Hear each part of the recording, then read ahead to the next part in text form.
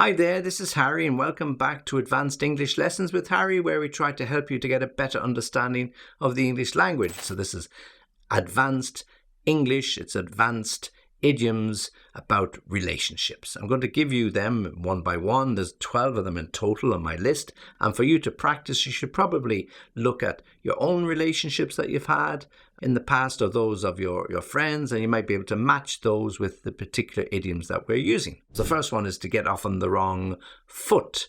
I certainly got off on the wrong foot with my relationship with my beloved wife because I decided to take her to a movie. I thought she would love it. She actually hated it, and I think she was thinking, who is this guy? Do I want to go out with him again? So I got off on the wrong foot. So when you get off on the wrong foot with somebody, you make a mistake, you misjudge something, and then you wonder why the relationship didn't go any further. So when we get off on the wrong foot, somebody on either side thinks, not so sure about this guy or this girl. Do I really want to go out with them? So you have to be really, really careful. It's like walking on eggshells. You be very careful until you get to know each other. So to get off on the wrong foot.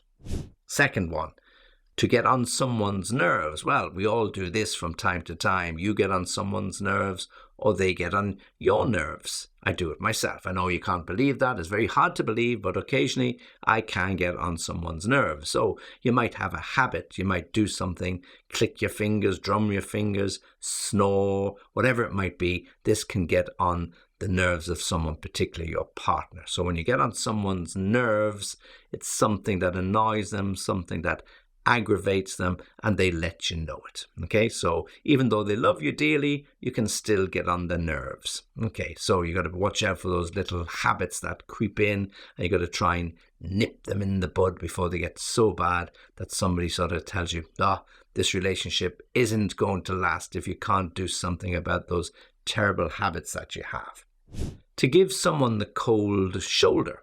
Well, when you sit beside the fire, on the left-hand side, your shoulder is warm, and if somebody comes to cuddle up beside you, they get a nice warm feeling. If you give someone the cold shoulder, it means you turn away from them and they don't get any feeling of love or warmth, okay? Usually, we give someone the cold shoulder when we're annoyed with them because they forgot something, they didn't do something, they said something that they shouldn't have said. Often they might not realize it, so you have to tell them, but if you're annoyed and frustrated and angry with them, then you might give them the cold shoulder. I don't know what I did to Betty, but I've been getting the cold shoulder now for about a week. Does anybody know what happened? You really need to go and ask her because there's obviously something happened and only she will know what it is. She might have forgotten about it, but she's obviously very sensitive to it because she's continued to give you the cold shoulder for several days. So when someone gives you the cold shoulder, it means they turn away, they block you, or they just refuse to talk to you. On the rocks, and this is not about your favorite whiskey on some ice. No, on the rocks is about relationships that don't go so well. When a ship gets too close to the coast, it can end up on the rocks, which means it's probably going to sink. Okay? So when your relationship is on the rocks, then it's got problems, there's difficulties. Not everything is smooth sailing. Somebody has said something, somebody hasn't done something, somebody hasn't got any respect for the other person. In these situations, relationships often end up on the rocks, and there's only one way they're going to go, and that's going to go badly. So if a relationship is on the rocks, you've got to try and understand the reasons why. Maybe you need to seek some help, some matrimonial relationship help, whatever it happens to be. You've got to talk so that the relationship, if it's going to continue and succeed, you need to talk. Perhaps it's going to end anyway, because not every relationship will end after 20, 30, 40 years. Some end very, very quickly. So it can be on the rocks, and you have to understand the reason why. To go back a long way. Well, this is when we have a relationship or a friendship that goes back deep in our history. You met somebody at primary school or secondary school, or whenever it was, and you've had friendship with that person for a long, long time. Richard, we go back such a long way. We met first of all in primary school, then we didn't see each other for a while, and we met up again in university. I've known him forever. He's one of my oldest, longest friends. If you need any help, he's going to give it to you. If you want an introduction, I'll introduce you to him. He's a great guy. Yeah, we go back a long way. Okay, so when you have a relationship that lasts a long time, hold on to it because it's really good, it's valuable, and we can say and refer to it as it goes back a long way. He and I go back a long way. If you do like this particular lesson, and please like the video and subscribe to the channel because it really, really helps. Your own flesh and blood. Well, your own flesh and blood refers and relates to your family.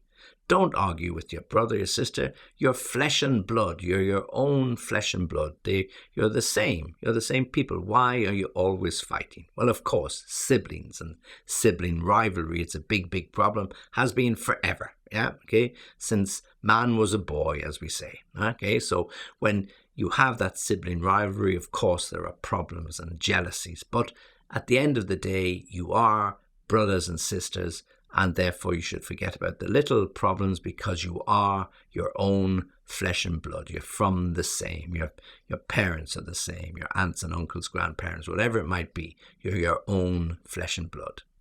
I have a twin brother, and when we were young, we fought all of the time. But at the end of the day, we are flesh and blood. Okay, so what's next? Oh yes, to hit it off. I almost forgot where it was. To hit it off. Well, when we hit it off with somebody, we get on very early in the relationship. We get on very well very early in the relationship. Oh, I hit it off with him immediately. I knew as soon as we met we were going to be great friends. We've got lots of interests in common. We don't agree on everything, but you know, when I'm not around him, I miss him, and it's really great to see him, really great to catch up. So we hit it off immediately, meaning we got on really well. Another expression we use there is to get on like a house on fire, which is exactly the same meaning, to hit it off, to have a relationship that started well at the very, very beginning, to hit it off. To give someone a hard time. Well, when you give someone a hard time, you really make them pay for something they said or did or didn't say or didn't do, and you really go overboard a little bit. Oh, don't give him such a hard time. Forgive him. Okay, he made a mistake. Perhaps the flowers weren't the best, or, you know, but he's only a student, so don't give him such a hard time. So when we give someone a hard time, we really make them pay for those mistakes. Yeah? We don't talk to them for several days or weeks. We don't return their texts. We don't send them emails, and they get really upset, wanting to know, what did I do? What did I do? Where did I go wrong? Yeah. Okay. So don't always, well, sometimes it's appropriate to give somebody a hard time just to remind them about who you are, but don't drag it on or don't drag it out. So to give someone a hard time, make them feel really, really bad for something that they did or didn't do. To meet someone halfway. Well, this is all about compromise. When we have a problem, when we have a difficulty, something that doesn't seem to have a solution, then the best way is to meet someone halfway. Okay, you mightn't like to give a little bit of ground on something. They mightn't like to give a bit of ground either. But you know what? If you don't both walk towards each other and meet each other halfway, the problem is never going to be solved. In most cases in history, solutions are found when people are prepared to meet each other halfway. You take one step, I take one step. You take another step, I take another step, and we meet halfway. So you have an argument with your best friend, you say, come on, let's just make up on this. It's a bit stupid. You got me on a bad day, and let's just put it behind us and forget about it and move on. So you meet each other halfway. Countries, when they're negotiating, will try and meet each other halfway. Perhaps it takes a lot of diplomatic workings, but it does happen eventually. So any negotiations that we have, there's always an element of compromise and always a situation when people are prepared to meet each other halfway, then it'll be a successful outcome. If they're not prepared to meet each other halfway, well, it's unlikely that there will be a successful outcome. To treat someone like dirt. Okay, well, when we treat someone like dirt, we don't treat them very well. We don't treat them with respect. We don't respect who they are. We treat them like something we walk on. Okay, so if you have somebody working for you in your home, perhaps they're there to help you with the cleaning or the washing or the kids, then you should treat them with respect. If If you treat them with respect, then you're likely to get a better relationship with them. But if you treat them like dirt and look down your nose on them, well, then of course they'll do the work because you're going to pay them. But that's it. When the problems are there and you really need them, they won't be there to help you. So it's the same way in a job. If you're the boss and you've been promoted above everybody else and you've been very successful in your career, well, treat people with respect, because you know what, on the way down, it's much more difficult. So if people are looking at you thinking, okay, yeah, he's the boss, I have to do what he tells me to do, but really he treats me like dirt, they're not going to be there when you need them. Okay, so treating people like dirt is to treat them badly. Okay, so we should, at the very least, we don't have to like people, but we have to respect them. So don't treat them like dirt. To be on the same wavelength. So when we're on the same wavelength with somebody, we understand them and they understand us. We know what they want, they know what we want. We know what they're trying to say and they know what we are trying to say. Look, I've got it. I know exactly what you mean. We're on the same wavelength. Yeah, we can get this going. We can start next week. So you're looking to do some repairs to your home. You've got the drawings, you've got the specifications, you meet the builders, you sit down, you show them what you want to do.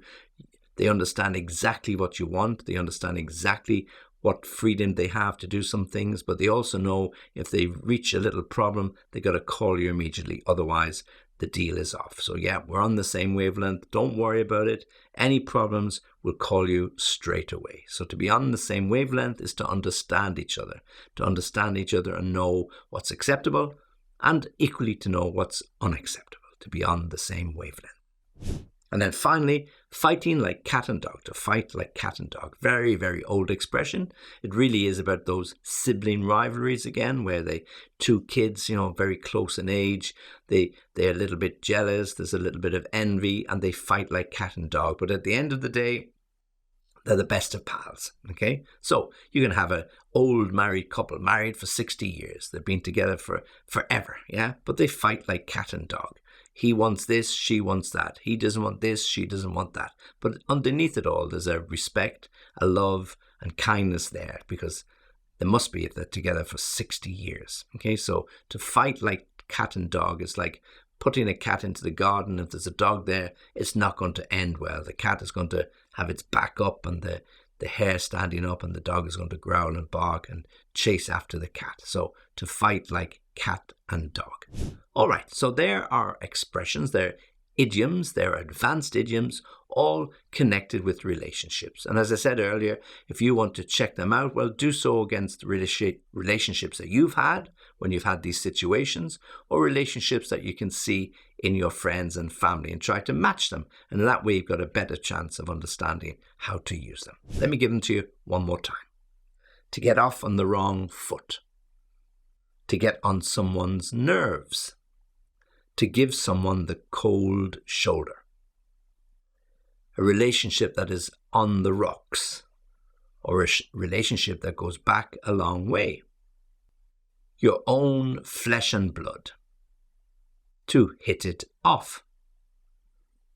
To give someone a hard time, and to meet someone halfway. Treat someone like dirt. To be on the same wavelength, and then finally to fight like cat and dog. Okay, as always, I really appreciate it when you watch me and you join, and if you need anything, you know where to get me, www.englishlessonviaskype.com. Happy to hear from you, happy to have your comments. As always, join me again soon.